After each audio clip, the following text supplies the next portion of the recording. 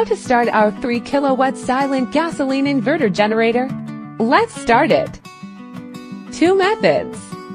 First, you can start it with one click.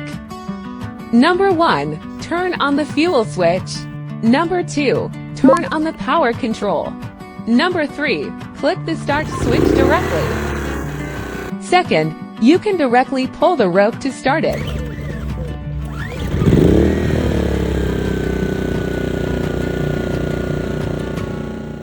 Inverter generators are very stable for precision instruments. Safe and do not damage the instruments. 2 startup methods for you to choose from. Send a private message to learn more about the product.